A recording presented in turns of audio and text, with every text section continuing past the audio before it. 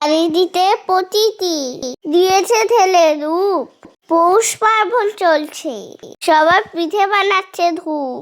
তাই তো আজ মিনিটি চেনে সরা পোড়াবো আমি, তোর পিঠা বানাবো কত তার জানি। মনের মধ্যে ভয় নিয়ে এটাই ঝুলিয়ে যাই, তুলবে টিনা তাই কোনো গ্যারেন্টি নাই। ছোট্ট হাতে তাই তো আজ বড় সাহস দেখাবো। লবণ চায়ে তুলো ভালো করে মিশিয়ে একটু ধরে জল দেবো, অল্প অল্প জল দিয়ে দুটো মেখে নিবে। শেষে বেশি জল দিয়ে ব্যাটার বানিয়ে নিবে।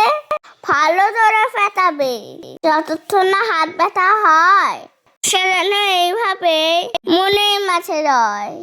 নতুন ছোট্ট শলা কিনেছি আমি দোকান থেকে, দোলাতে দোলাতে আমার হাত যায় না যেন বেঁকে। এই দেখো ছোট্ট শলা কেমন লাগলো বলো, মা লক্ষ্মী বলে উৎসব পিঠে দিয়ে দিল।